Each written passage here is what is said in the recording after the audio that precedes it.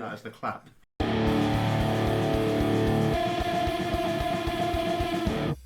Welcome to episode 9 of the RAGAMUFFIN Music Podcast. I'm Alex. I'm James. And I'm Dan. And this is a place for us to talk about the music we love. Every month we get together, talk about the latest news and alternative music, share our thoughts on the newest releases, and discuss a few different topics in the world of heavy music.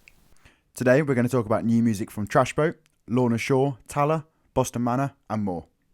And later on we're going to talk about our earliest music memories. But first, let's look at some news. First up, loads of tours have been cancelled, postponed, moved, bands have been pulling out. I've just got a list here basically. The Limp Bizkit tour got cancelled, Architects got moved, Nine Inch Nails have pulled out of their remaining dates for the year. Jonathan Davis and Corey Taylor have both tested positive, and in the case of Jonathan Davis it's led to cancelled shows. Dragged Under are missing the next 10 days of the Beartooth tour. The Slam Dunk lineup got decimated with foreign bands pulling out. So my point is, should we be worried, basically for the rest of the year about the state of live music? I think for us, in particular, the way it impacts what we go to, a lot of that is American, and it's not happening over here. So although, again, it's still not a good thing, it's not affecting our situation right now. The only thing it does is the Slam Dunk, but again, other British bands have been added on instead. So we're okay with that, and it's being isolated maybe across more in America. But as a general kind of point for it, I'm not too worried about it. This is going to be something that's going to hang around now. It's not going to change. It's just how we're going to keep adapting to it. It's just a case of being responsible, really, isn't it? I don't think it's something we should really be worried about as such, but something we should expect. There's always going to be one or two shows that get cancelled.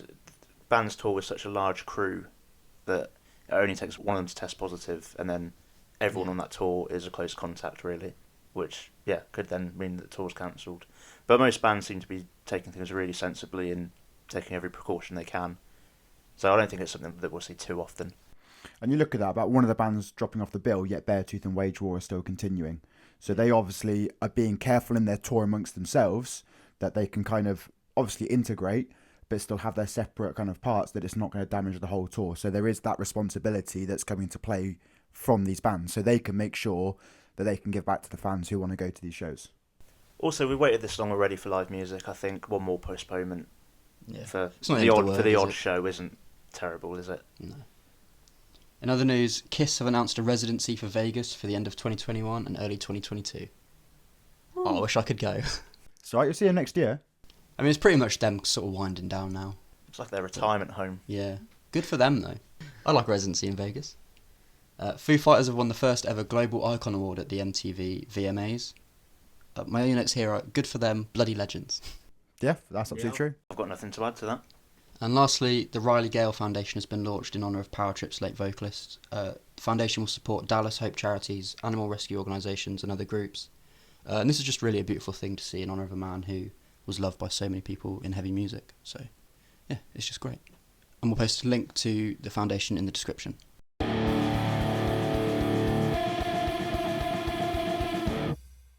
So, from the last podcast, I recommended Stone Sour's album House of Golden Bones Part 1.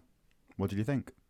If I'm honest, it's the first time I've really listened to Stone Sour properly, and I quite liked it, to be fair. I really like Corey's cleans. They're really given time to shine on this album, especially in the softer moments like Taciturn and Tired. And then you've also got songs like IU486 and At Last of the Real, which show a bit of a grittier side, and then there's other songs that kind of fall in between those two sides as well. So yeah, it's a nice album. I like it. Yeah, I already loved it. So listening to it again was just a bit of a joy for me. Like, my first ever gig was this tour's album cycle, so it brings back a lot of fond memories. I think the album as a whole has a really good sense of like flow and structure, because I've said before how much I struggle with my attention span for an album. But You love those interludes. But this album is so easy for me to do in like one sitting. I almost don't even have to. I'm not aware that I've been listening to something for that long. I love it. It's just great. Dan, what did you recommend? I recommended one of the best pop punk albums of all time, The Wonder Years, The Greatest Generation. And I agree. I loved it. It was weird, like, I've never really listened to them properly before.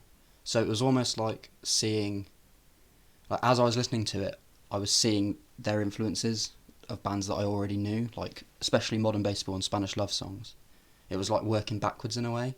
They're There and Devil in My Bloodstream were my favourites, I think. It felt like generation defining. Like, before them there was Blink and Green Day, and this felt like a big shift like knowing what comes after it, this felt like a big turning point. So yeah, brilliant album. Yeah, this was like my first proper time listening to them.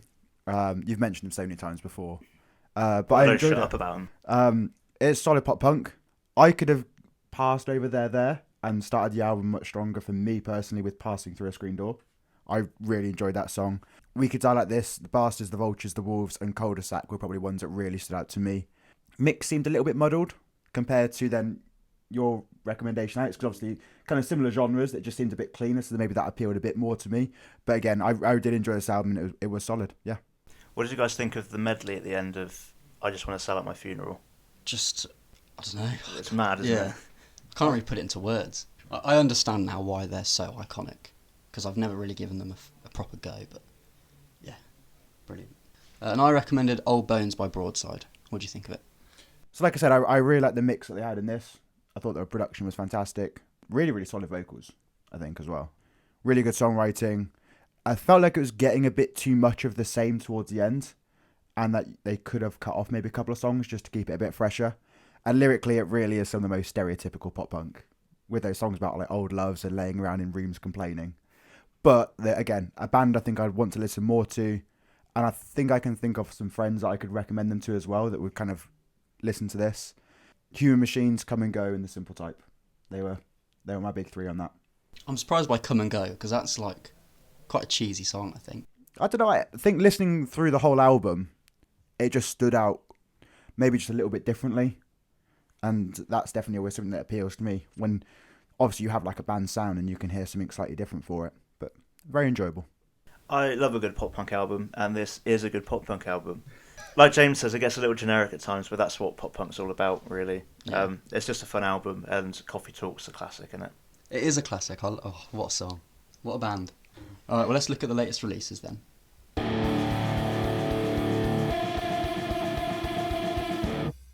So first up, we got a new song from Under Oath called Hallelujah. What do you guys think of this? So this was my first time listening to Under Oath. They've always been a band that I guess have run in the circles of who I've listened to, and I've meant to check them out for quite a while, so this has been a nice excuse to do that. It had a really nice build in the intro with the chorus sung by the choir. I thought that was a nice addition. Really enjoyed the vocals, and it showed off really good range in the abilities. And the chorus does really feel like this is where the song peaks. And again, with that addition of the choir, I thought that was very good. And then the drum performance made the song for me. The verse beats were engaging with offbeat snare hits and some interesting offbeat cymbal hits during the last chorus. And it felt like a good introduction to Under Oath for me, so I enjoyed it, and I might have to check out some more. Yeah, I liked it. There's a cool intro, and it sounds a bit Bring Me the Horizon like at times, I felt, with sort of the guitar tone and the chant going on. I really like the chant going throughout the song as well. And there's a nice bridge after the second verse, which is nice. And nice. Is it nice? Everything is nice. It's a nice song. Nice. I don't really have much to add. I don't know, the song didn't really have much of an impact on me. I didn't hate it or love it. I've heard like the big Under Oath songs before, so yeah, it was alright. I think I'll still check out the album when it comes out, but yeah. Iceland Kills are at it again. Here we go. This time with the song Assault and Batteries, based on Chucky. I think you should lead the way with this, Alex. We know how much you love it. You know in Zoolander, when Will Ferrell was like, I feel like I'm taking crazy pills. That's how I feel, because when everyone else is talking about this band, everyone else seems to love it, and I don't know what I'm missing. Like, it's quite funny looking at the YouTube comments on their videos. That's what gets me, is that you can see how many people are excited by it, and again, I genuinely feel like, is there something that I'm obviously missing? Because I don't know what the appeal is. I genuinely don't. Like, I'll give it to you. The chorus on Hip to Be Scared, was decent. Yep. Yeah? But this song, I just couldn't, like... I only got through, I think, 2 or 3 full listens. And I tried. Trust me, I tried. I just couldn't do it. I had to just keep turning it off. And I feel bad, but I hate it. I hate it so much. See, I defended Iceland Kills last time when we reviewed Hip to Be Scared, mainly because I loved that chorus. And I thought it was a song that shouldn't be taken too seriously, but I'm on Alex's side with this one. Yes. It's a nightmare, but not in the way they've intended it. It's awful. There's breakdowns just for the sake of having a breakdown. And the voices and sound effects that go on in the background are just really annoying and distracting.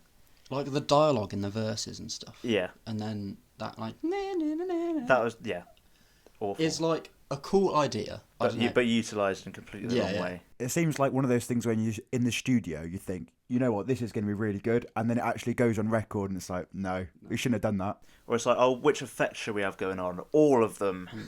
Oh yeah, the dialogue as well is probably the thing that like gives. It's like the musical ick for me. I even found the actual vocals really irritating as well for some reason. It felt like a bad rock opera. See, that's where I had that from Hip to Be Scared, and I can kind of see, like, hearing in it, there's good range, it's talent in there, that they are good vocals. Oh, he's a good still, vocalist, but it just really grinded on me on this one for some reason. Yeah, and it's annoying because you can listen to parts of what we've reviewed so far with these two songs in particular, and I think you can kind of see if they wrote proper music, there is potential there. That's, I think, one of the annoying things. Well, that's what I know what you mean though, because it's something that's not just a gimmick. Yeah. And that's what it is. It is a gimmick, and I guess each to their own. It works for some people, and there are actual fans of this band. I don't really know why. But if they actually wrote, I guess, more generalised music for what they could do, instrumentally, there's good points in the songs. Vocally, you can hear there's good technique in it, and there's potential. He's got strong, powerful cleans. There are some good screams in it as well. But when you're kind of putting it in how they write a song and this gimmick, which is what it is, it just doesn't work for me. Well, I guess the good thing is there's only so many popular horror movies that they can do Surely they'll run a out. song for. Surely this has got to be the last album. It speaks volumes that I love horror films, and on their first album they've done a song about The Crow, which is one of my favourite films of all time. And I've not even listened to the song, because I just don't want to go there. I might just play it out loud unsuspectingly, so you have to hear it accidentally. Did you enjoy the music video for this one? Oh, it's I didn't even watch it, if I'm honest. just makes my skin crawl. I just think it's so silly, and not in like an endearing way. Like, oh, you're grown adults doing this. Well, look, I don't like it. Shall we move on? Yeah, I think that's our conclusion. Yeah. We don't like it. Crown the Empire released In Another Life featuring Courtney LaPlante. I've not listened to this band since I was maybe 14.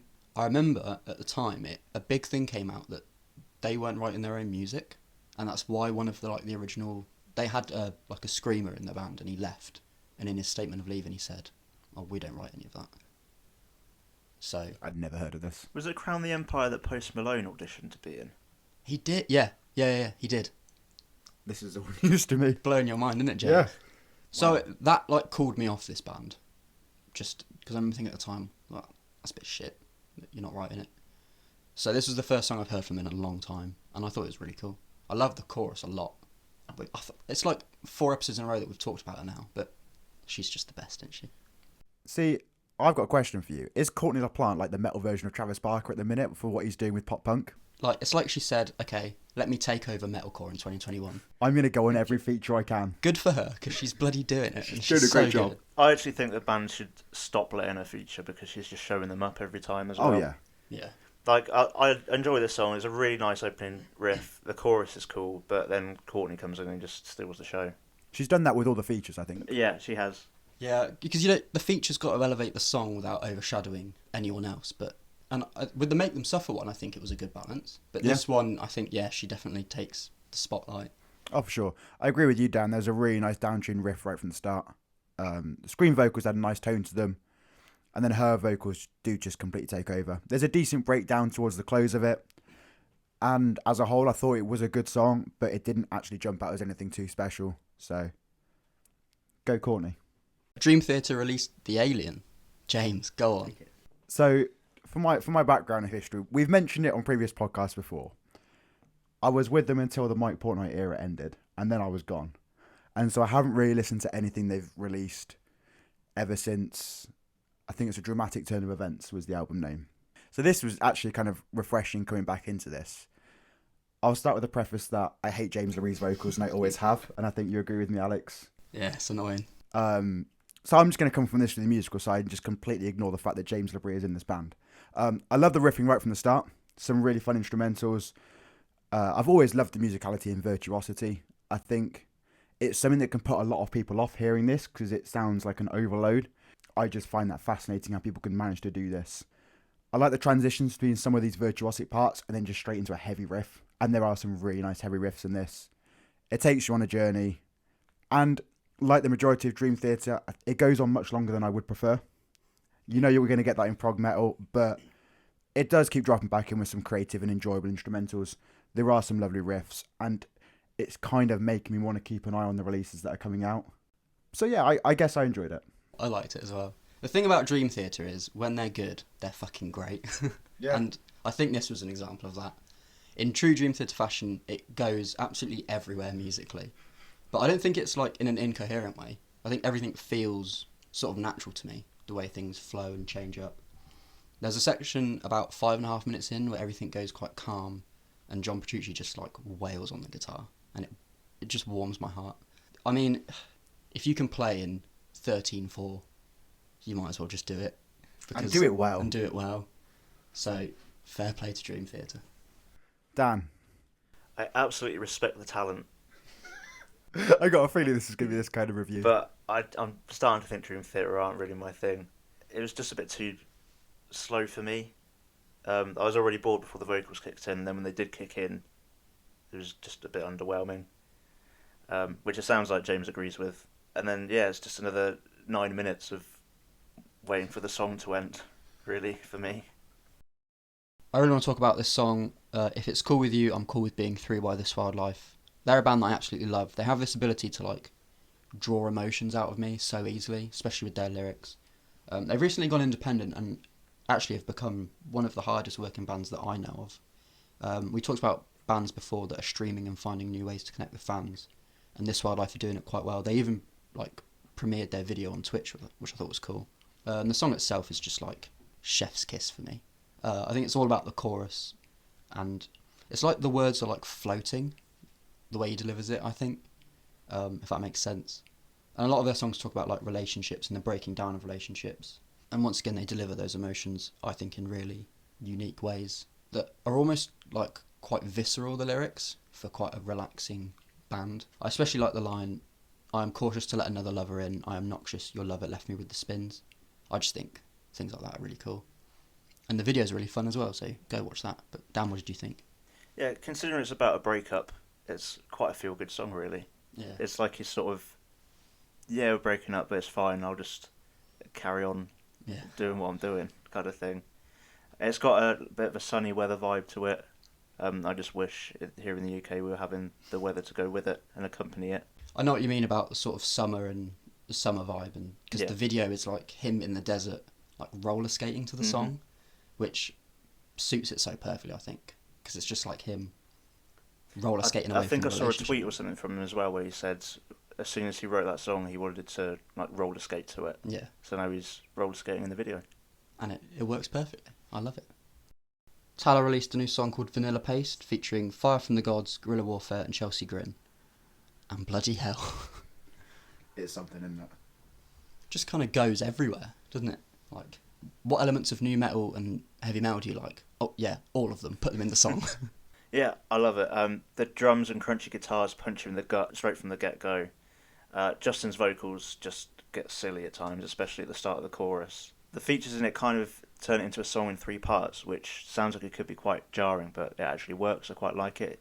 But yeah, every time you think it's done, there's just a little bit more. Like you think it's just sort of fading out to an end, and then something just comes back in and opens up your rib cage or something. But it never feels like boring. Like you're never thinking, oh no, it should end now. No, like, it's like, oh, what's going on next? Where's it going here? You're like engaged all the way through. Yeah. Yeah, it works perfectly. What about you, Jay? I mean, I've been anticipating the next release of anything to do with this band since Matrifigy dropped last year. I love the way the intro progresses and the riff that comes in is really groovy. Max's drum parts throughout are really interesting. And the like kind of verse styled with just Max on the drums and Justin's vocals before the rest of the band enter, I thought was a really nice touch. The melody line of that vocals in the chorus where it starts has been in my head ever since I first heard it. I'll be singing it at work and I'll kind of have it playing through. The mini drum solo section after the first chorus made me very, very happy as a drummer. His drum work across the song, like I said, is just stellar. And like you said, each of those features work with like the Tala sound, and they are varied. You've kind of got rap parts, you've got heavy parts. and you know that Justin would just pull those off when he does it live by himself anyway. They sound incredible for the vocals. His range and ability is outstanding, and arguably could be the best in metal in terms of the variety he can do with his voice. And again, as we're getting towards the end, the song just seems to keep slowing down. And as it gets later, it keeps surprising you with those next sections, like you said before. And you just think, is it going? Is it going? And then that final one with the singer of Chelsea Grin coming through, it just gets guttural and heavy. It's like you're descending like layers of hell. Like, Yep. oh, this is bad. Now try this. Oh no, that's bad. Okay, now we've got the Chelsea Grin singer, and he's the devil. But it's an absolute tune. I've had it on replay ever since I heard it. The music video is fantastic, I think, as well.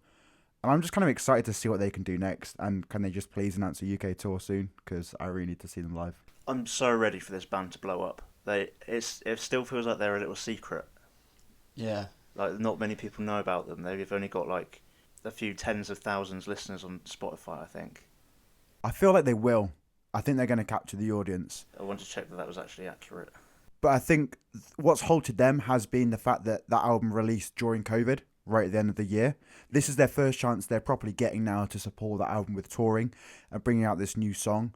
If they're going to get onto any kind of tours with bands on a good bill, this will really give them that push, and hopefully that's what's going to happen now. I stand corrected, they're short of 200,000 monthly listeners on Spotify, but that's still Still not like in the grand scheme. Yeah, of it things, doesn't like, justify how good they are. Yeah. And like, if they did a headline UK tour, you just know it would be like gritty, no barrier, tiny venues. It'd be insane. That's the thing. I'm trying to get so many people I know to listen to them because I think they're a band that are going to blow up at some point. I think it's a matter of when, not if. And I think based on this song, I've seen pictures of them in the studio the past few months. They're obviously working on stuff already. I think we can only expect good things from Tala. Another thing I want to talk about as well is like, it's been a long time since I've seen a band and thought, you look cool. Like, so many metalcore bands or bands in the scene that we listen to just look, they all kind of look the same, really. Whereas, like, looking at Tala in that video, like, especially when it's like those group shots and the lights are like fading in and out, I just thought, like, this is an exciting band to like, just, I don't know. It's great to be like joining the Tala journey right at the start as well. Yeah. Like, not long after the debut album is out. And like I said, it feels like barely anyone knows about them. Like, they're a little secret. But I feel like that's all going to change soon. And if anyone's listening from Tala, come to the UK, please. Please. Boston Manor released a new song, Carbon Mono. What do we make of this one? I think this is going to be the song that finally hooks me on Boston Manor. Alex reminded me when it hit, just before it hit midnight, of the video that was previewing on Twitch, and we sat and watched it together, and when it dropped at midnight, we both give it a full listen, and I loved it. Musically, it's a really, really well-written song. The vocals really got me, I think. They really stand out nicely. The melody and lyrics, in particular for the chorus, I've had in my head. It's incredibly catchy, and after only one listen, it just stays there, and you want to. It's got a lot of re-listenability. You can play it again and again, and that chorus is a lovely peak in the song. It's very, very good. I need to listen to more now. Yeah, I mean, they've fully found their sound now, and it's just a case of them just topping it each time, I think, because Welcome to Neighbourhood was incredible, Glue was amazing, and if this is anything to indicate moving forward, they're just going to keep pumping out massive tunes. The chorus as well, just soaring, because their live shows are so good, and the crowd was so loud when I saw them for every single song, so a chorus like that, deadly. I quite like the synthy bit. That's a nice little addition to this song.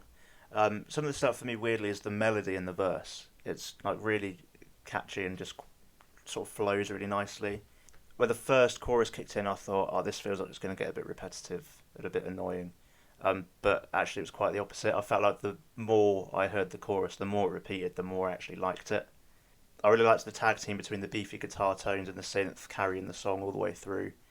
And again, Henry's vocals, his screaming vocals particularly, just keep on improving with every release. Something I really like about his vocals is the way he kind of just holds that little line between, where it's just breaking between cleans and screaming. He kind of plateaus that little line really nicely. And then he just sort of obviously drifts either side of it whenever he pleases, really. Yeah, I loved it. Oh, nice reviewing, guys. Great reviewing, everyone. We can do that. We can reward ourselves for a good review. On the back. Deathcore band Lorna Shore released the EP and I Return to Nothingness. I didn't think I would enjoy this as much as I did. I like black metal a lot, and the vocals to me were quite similar to some like black metal style screams. But what surprised me the most, I think, was how much melody there was throughout. Like, it wasn't just straight up top string riffs and blast beats. I know that was a lot of it, but there was, I think, a fair amount of like melody, the synths and some of the extra layers that they added, I think, quite a lot to it. Did you guys feel the same? Yeah, it feels like they're bringing back Golem core here. The vocals are just crazy. Those last 3 minutes of To the Hellfire, I think everyone's familiar with that now, but it's just absolutely insane, isn't it? And then when you get to Abyss, I really like the orchestral vibes on there. Those are really cool. I really like how throughout all three songs the snare drum sounds like it's being hit in a massive empty room. Yeah. With the way it just like echoes and just sounds massive. Although by the end of the third song, it felt like the constant double bass and blast beats were just getting a little bit draining and tiring. I think 3 songs was just enough. Yeah. I think if they do a full length, they need to have some instrumentals or something to break it all up a bit. Like which I think there's clues here to show that they're going to be capable of. Yeah, I think like with Costalom, that was a perfect example of a deathcore album being It has enough variation. Yeah, going through different moods and styles. I think with this, he's obviously a new vocalist, and I think he was the highlight because he does it all as well. Yeah. I think the entire time I just had that, like that stank face when you hear something sick, was pretty much my reaction all the way through. But yeah, great showcase for Will Ramos's vocals. I wasn't the biggest fan. It felt like you mentioned the black metal, and I kind of got a lot of that vibe, and that's not, I guess, a side of metal that I enjoy as much as you do. I love some of the guitar solo works. The pig squeal at the end of To the Hellfire were incredible. But the drumming did kill it for me. The fact that how triggered the double bass was did put me off. I do love that natural drum sound. And I feel like at times it's just too much going on for me to enjoy. It's a bit too frantic and there's not enough variation. And I mean, you guys know me with it. I am an absolute sucker for blast beats. But going from blast beat to then more of a straight 4/4 beat with just constant kick drums back to then the blast beat, it just seemed like an overload and rinse, repeat, rinse, repeat, rinse, repeat. So I kind of always still come from things instinctively from a drum aspect, and it just killed it for me a little bit. So then it instantly started on a bit of a negative. It was solid. It was good deathcore, but it's probably not something that I would go back and listen to. Trashboat released their third album, Don't You Feel Amazing? What did you guys think of it? I thought it was solid for the most part. Some really good variation between the songs, so it doesn't feel too stale in regards to hearing like the same thing over and over. I did find the 13 songs a little bit too long. I think 11, maybe 10 would have been really, really good.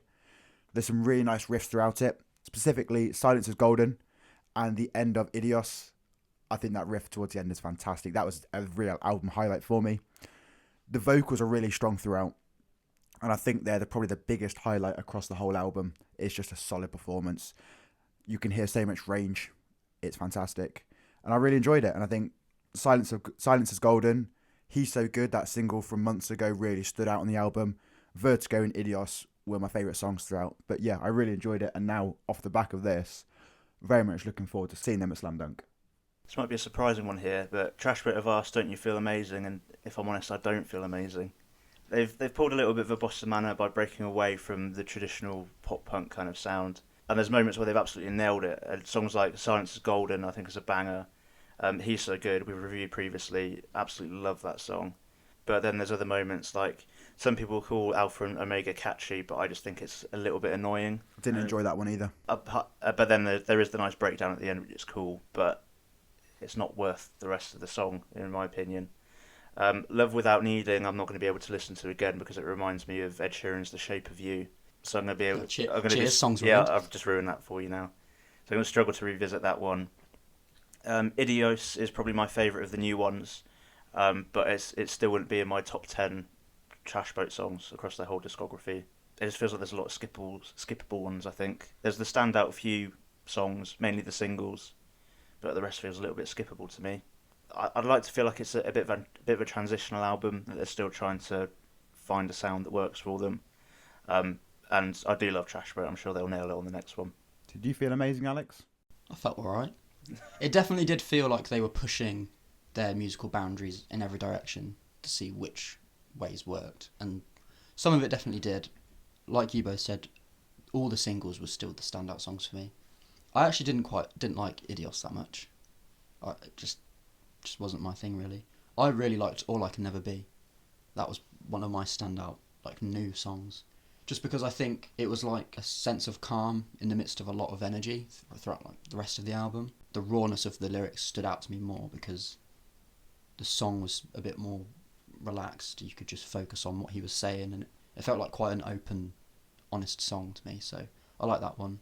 Yeah, same as you, Dan. I think the next one will be the one, but this was, a very strong stepping stone with some really great songs on it. There's some great ideas in there, and it's a step in kind of the right direction if they're wanting to diversify their sound and do something a bit different.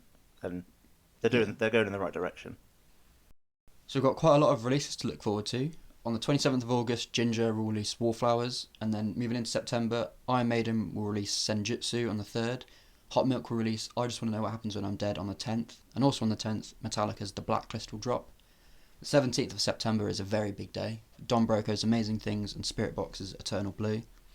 And then on the 24th, we got Sleep Tokens, This Place Will Become Your Tomb, and Poppy's Flux. Out of all that, what are you guys looking forward to?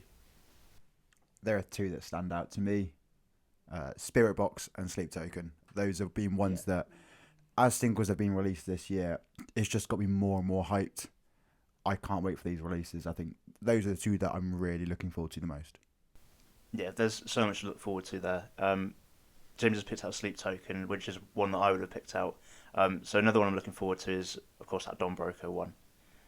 Been excited by seeing all their studio updates and stuff. All the singles have been decent, so that's going to be a good one. I mean, I think pretty much all of them will probably get a listen. I'm excited for all of it, but yeah. And possibly a review on the podcast. Yeah. The three that you guys picked out are definitely the ones: Broco, Spirit Box, and Sleep Token. Let us know in the comments what you're excited for.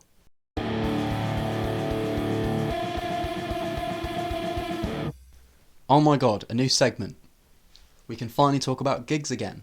Woo! Well, only one of us can. Well, only one of us, yeah. So, Dan, who did you go see? And tell us everything about it, please. Well, I've been to 2 gigs in 2 days. Can you believe it? Unreal. No. First up was Nothing But Thieves.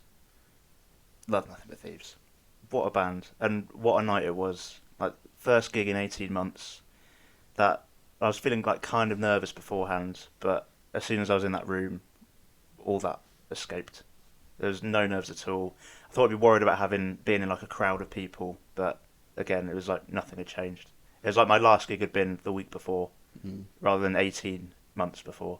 That being your first gig, I'm already having thoughts about what my first is going to be like for the gigs, and hearing like just one strum of a guitar and getting excited for that. Did you have that as soon as you kind of heard one thing? Did it start the excitement? The first thing I noticed, which is a feeling I've completely forgotten about, was when you feel the kick drum in your chest. Yeah.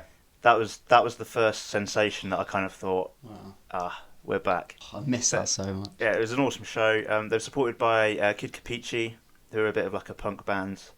They've kind of got a similar vibe to Slaves, but kind of less raw, a bit of a tidier sound. And then the crowd was well up for it, but Nothing But Thieves. Again, you wouldn't tell that everyone's been locked away for 18 months. Or maybe you can. Everyone was like a caged animal that just was straight back at it. It was great fun. And what about the other gig? Yeah, the following day I was straight back to the same venue for the next night. We saw Twin Atlantic. Again, Twin Atlantic are just a solid band. They're always good fun. I've usually seen them at festivals, so it's a different kind of vibe seeing them late at night rather than in the summer heat with a cider in my hand. But yeah, they were great fun. They were supported by Blocks, who again were great. One of my favourite things when you see a good support band is that they're having a good time on stage. I think if they're having a good time, then the crowd's going to have a good time as well. And we did have a good time. It's so easy and understandable to be nervous as a support band, but if that energy comes across too much, then I think the crowd don't really care as much. Yeah. And then obviously the energy bounces back and forth between the band and the crowd. So if the band's nervous, then the crowd's a bit nervous, and then that nervous energy just goes back to the band again and just makes things worse. But Blocks were straight out of the blocks, so to speak. Love the pun. With some great energy, and they got the crowd perfectly warmed up for Twin Atlantic to smash it. They played some old songs, which was really nice. They played some songs off their first album, Vivarium, as well as a few more, like Make a Beast of Yourself was a personal highlight for me. And then there's a huge sing-along for Heart and Soul at the end. Lovely. Can I ask, obviously UK venues are sort of pretty much all operating with the same entry requirements. What sort of process it was like to get in, if it was quite smooth? Yeah, it was really easy. That was another thing that I was a little nervous about. So basically, it's pretty much one of three things, although two of them come into the same thing. You can download the NHS app and get a temporary pass, like a COVID passport kind of thing. You can use that if you are fully vaccinated or if you've had a positive PCR result within 180 days of the event. Or if you don't qualify for that, you can just do a lateral flow test. Just register it online, you get a text sent straight to your phone, and you just show that, and that's your evidence. And that's it, you just got to show them the text? And you're straight in. Wow.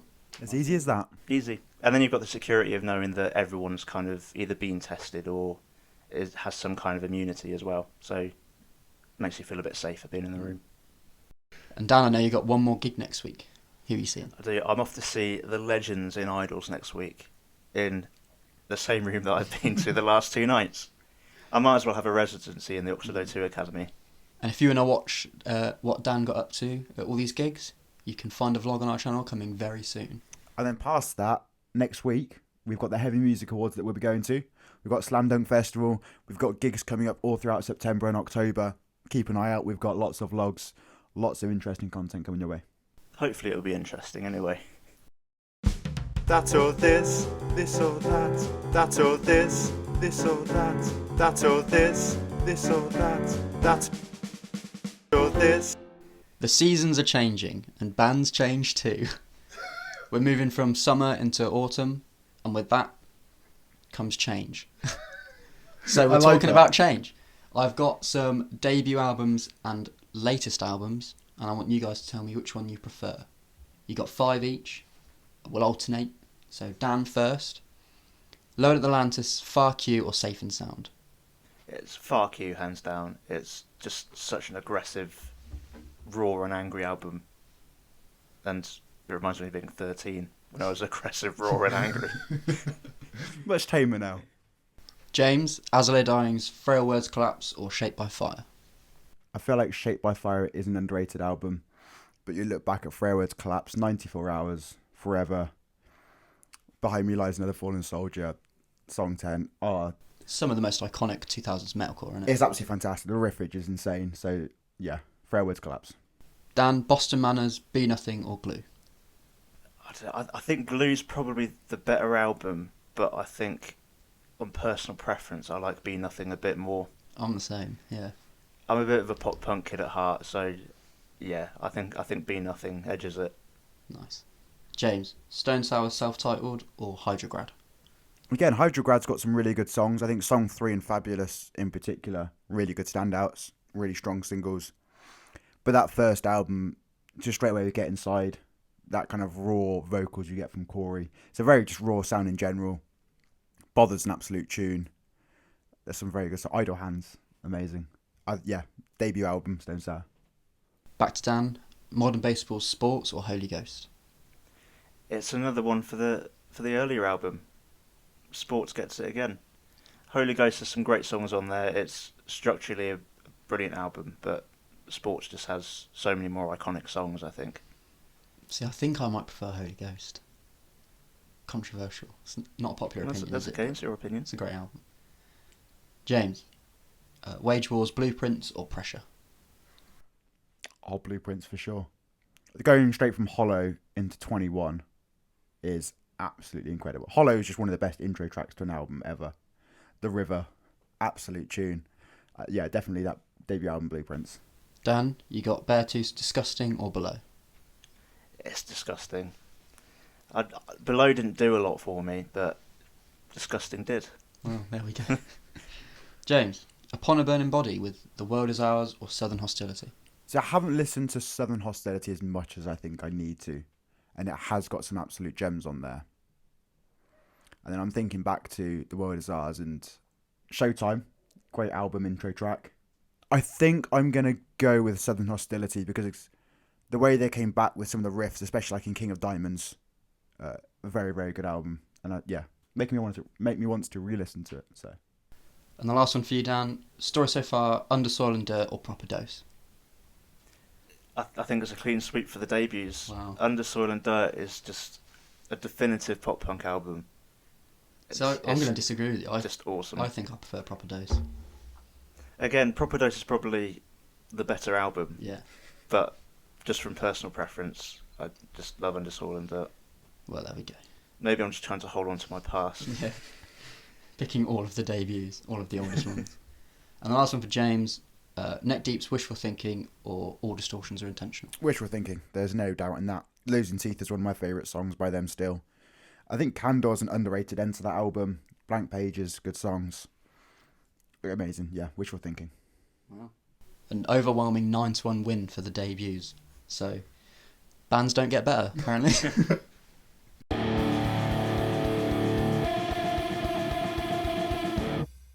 This month's featured artist is progressive metal band Lest We Forget from our own hometown of Oxford, UK. They take influences from bands such as Tool, Dream Theater, Architects, Tesseract and many more to create a sound that's really unique. And today's song is Messiah Complex. What do you guys think of it? I quite liked it. The vocals at the start create a really nice ambience. The guitar tone's really nice with some really great, well done production on there. Again, going back to the vocals, the way there's almost the way they almost harmonise between the cleans and the screams, I really liked as well. And prog rock isn't usually my kind of thing, but I found this captivated me way more than the Dream Theater song we reviewed earlier did. So take that how you will. Yeah, I think it burst in with a big sound right from the start. Some really nice riffage. Loving the prominent bass section alongside the drums post-introduction. There's nice riffing throughout the song. It's kind of got me nodding my head in appreciation while listening to it. I think the vocals really progress and build nicely as the song gets deeper, making like a nice natural crescendo in the sound. A solid sound at the midpoint. I really love the exploration and switch up in the time signatures. A classic prog kind of staple there.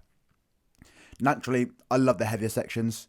Towards the end of the song, some really lovely riffs. Outro was really nice and tasteful. And I just thought it was a really enjoyable tune and great stuff from these guys who are very local to us.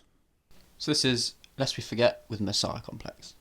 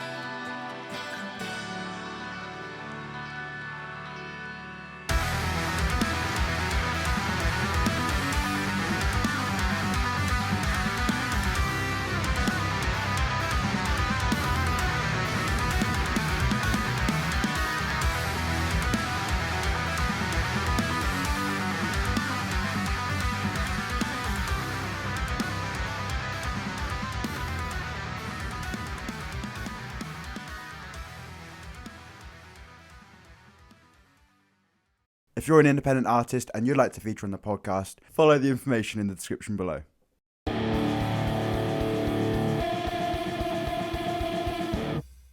Today's discussion is our early music memories. I feel like the best place to start is, what's the first album you bought?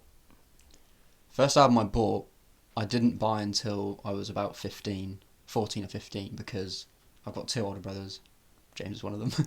Hello. And they gave me like all the music that I listened to. So my first album that I bought with my own money was Dear Youth by The Ghost Inside. Good album. From our Great album. local music shop. I love that album, yeah. For me, it was, again, kind of quite similar. I didn't have a lot of albums myself. I had a lot of music that was given to me. So the first one I remember getting with my own money was Omerta by Adrenaline Mob. I had one name drop already. It was because of Mike Portnoy. Mike Portnoy bingo, there you go. Very good album. I went and saw them tour off the back of it, and it was very enjoyable. So that was mine. What was yours, Dan? Well, I remember before Spotify and streaming was a proper thing, you had to either go and physically buy music to listen to it, or you watch the music videos on repeat on YouTube. And that's what I did with Welcome to the Black Parade by My Chemical Romance. Wow. I used to sit there and just watch the video constantly, over and over again.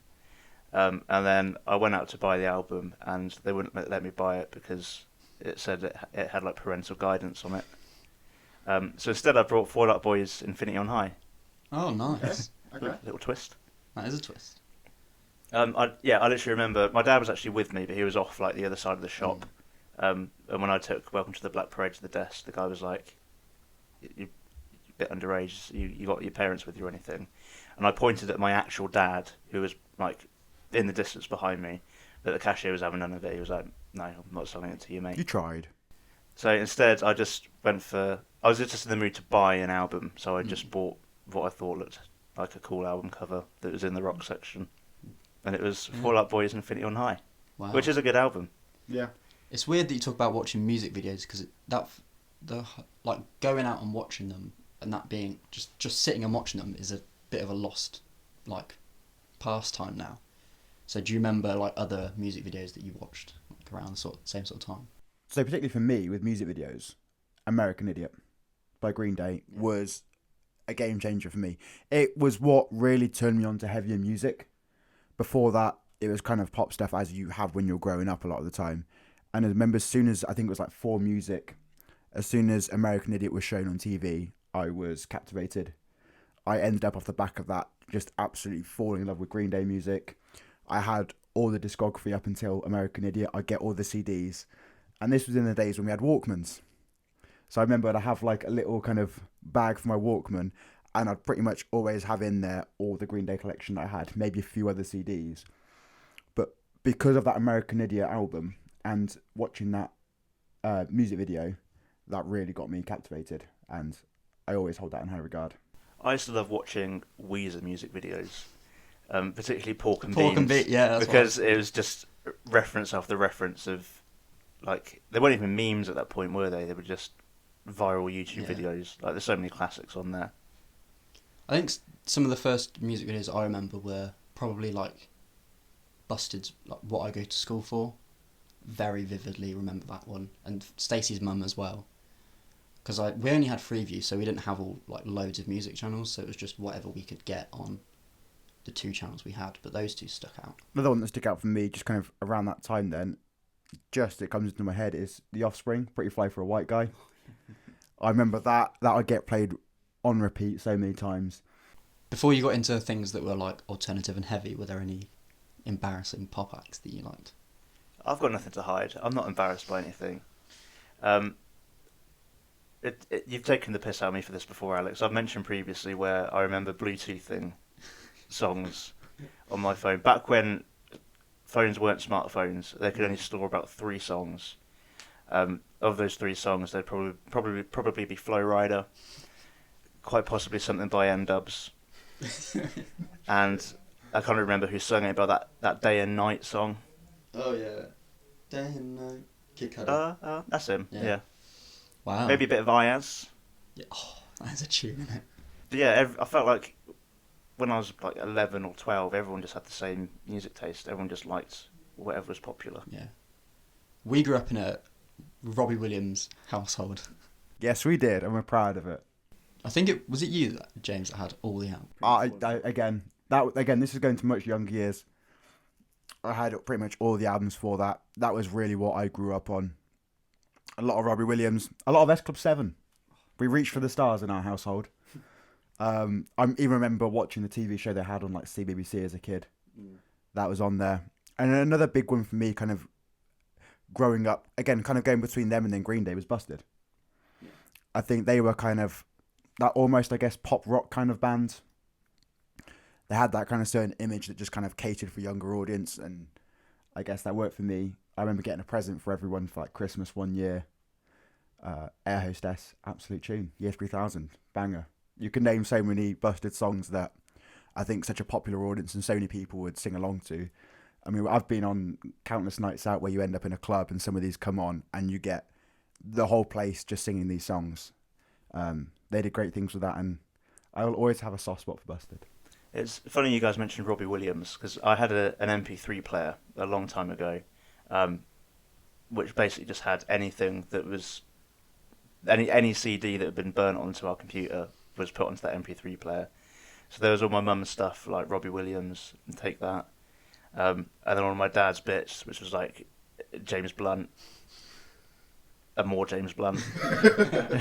So yeah, I kind of listened to a bit of that for a while, which actually ends up being the first guitar band I probably got into was Bon Jovi, because that's what my mum would have put on there.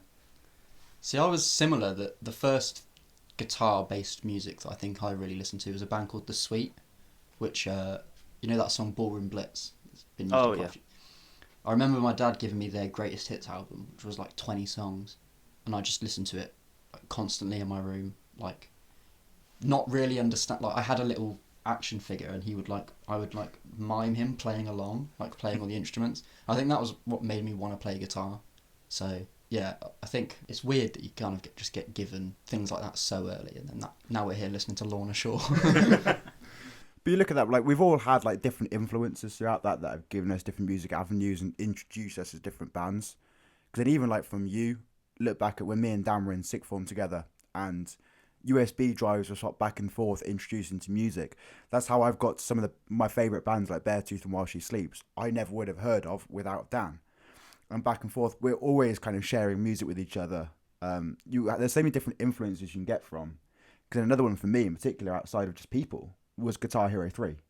Yeah, that had a massive influence on my taste as well. In terms of just those early music memories, like in between like us playing it as kids, Alex, we'd be in the living room, we'd be jamming on Guitar Hero 3. I'd probably go for medium, you'd probably stay on the easy mode, and we're doing slow ride. Yeah, it's fun though, isn't it? And we're having a jam, but those kind of early music memories just kind of helped sow the seeds for them what I listen to now. That was the first time I properly heard Slipknot, and before I forget. So, I mean, you look at Balls on Parade on there, Welcome to the Jungle, so many big songs, one. Raining Blood. Exactly. It's such an insane way that like metal kids will be playing that and just so easily like initiated into heavy music. Is there anyone in particular that from like quite young that you still really listen, like, because I still listen to Robbie Williams, like, not ironically, like we'll put it on and enjoy it. So is there like an artist like that for you guys? The earliest that my music taste turned into being something recognisable to what it is now was probably when I was about 13 or 14, when like I think they call it the Valleys punk scene was doing bits. You've got bands like Kids in Glass Houses and The Blackout. Yeah. Funeral for a Friend maybe a little bit before that. That was all really cool. Lower Than Atlantis as well. All those kind of bands. You Me at Six. That was when it was sort of starting to look like it is now. Obviously, most of those bands I just named have already broken up. But those kind of laid the foundations, I think, for getting into full blown alternative music. I have gone back and I'll jam American Idiot. It is just such, from start to finish, it's such a big album for me. A great concept album. I think it's underrated as a concept album because it is, and people don't always view it that way. And it does tell the story really well. And I still would love to see the stage show at some point. That's like a bucket list thing for me. But apart from that, kind of going along the vein with Dan, the kind of transitions to where I'm still at is probably hearing stuff like Slipknot from Guitar Hero, that's really where it became a lot more definitive of, cool, metal's a genre I absolutely love. This is like what I'm going to listen to now, and here we are. So bits and pieces of that old stuff, but not as much nowadays, really. You? I think bands like The Sweet and Kiss, I still love both those bands to this day, and like the thought of seeing Kiss next year at Download, I know that you guys are kind of joking about it, but I'm genuinely excited because it feels like an almost lifelong. I wouldn't even Design, joke like- about it. I'm quite looking forward to seeing it. I'm looking forward to it. And the fact, I think we've agreed on this. We're doing the makeup for it. I think that's happening. Yeah. It's going to be just such a fun experience. And again, at a festival like that, you're going to have such a laugh anyway. But I have no doubt that they're going to put on a fantastic live show. I think it is going to be incredible. And it might be an underrated one going into the weekend because you wouldn't expect it. But I think everyone will come away from that just having an absolute ball. I know, Dan, you kind of mentioned all those like Valley bands, but can you guys remember like the first band that you fully loved and were like obsessed with? I think it probably was Lower Than Atlantis, and it was for a long time. I loved them like straight up to the end, basically. I don't know, they just did something for me, I think. They were kind of angsty and angry and aggressive, and then I guess as I grew from a teenager into an older teenager, and then eventually an actual fully grown man, believe it or not, plot twist, they kind of grew at the same time. So I guess in a way I kind of grew up with them. So yeah, they meant quite a lot. I think it would be Green Day for me. I delved so much into their catalogue and I'd hear deep cuts from albums. You'd hear like at the end of Ducky you've got FOD and then All By Myself with Trey Cool singing, which unless you get through the album you're not going to hear that. They were the first band that I think I was really captivated by and just absorbed every kind of music they did. I think for me it was Avenged Sevenfold. Like, I got super obsessed, and to the point where I made the Nightmare album unlistenable for James because I played it so much around the house. But I was just consuming like every possible thing that they were really, like documentaries, live footage, everything. It was a lot of like the early years of secondary school, and it was something that me and a group of like my friends all bonded over. That we would sit in like the computer rooms at school, watching like the Nightmare video and stuff like on our lunch break, and yeah, just obsessed with that band. We've already mentioned it briefly a couple of times, but isn't it weird how to consume music you used to just have to watch a YouTube video? Like Yeah. if you hadn't bought or pirated the album, then you'd just have to watch the video. And I was still doing like YouTube to MP3 converter and, you know, organising it in iTunes myself and finding the album art online. But it's weird to I think spent that, like, hours doing that. Oh yeah. so much. And I used to write out lists of albums that I wanted and give them to my dad, and he would download them. There's my dad listening to like The Amity Affliction to make sure that the quality is good enough to download. But it feels like because of having to do all that work, I feel like I've got a deeper connection to some of those albums than Yeah, like you're right. kids nowadays growing up. It's so easy. You just got to find it on Spotify, or you just put on one of Spotify's curated playlists, and even like the consumption of albums isn't even like it was anymore. Yeah, I mean that's a whole discussion of its own, Yeah. really. But yeah, I think the album format's dying out. Up the E Peop- EPs. People's attention spans are just like so quick and short nowadays that's why so many songs now are like 3.5 minutes maximum, because that's scientifically the average attention span. Unless you dream theatre. Yeah, it's all about playing algorithms and stuff now, isn't it? Yeah. Obviously, the more singles you pump out, the more you're in streams, the more you're in playlists. Whereas back in the day, it was just the album. There'd be one single, maybe two maximum released beforehand, and then the album was everything. Yeah, and it felt bigger because of it, because you were only getting a chunk of music once every 2 or 3 years, Yeah. whereas now you can get, you know, not that I'm complaining, but like with Of Mice and Men, they're doing 3 EPs this year, and it's just completely changes how you consume music, and I just don't think kids are going to ever experience what we experience. That was quite the tangent that we went on. That was a bit of a That was tangent. lovely. So early music memories. Let us know in the comments the first band that you ever loved. And how did they break your heart?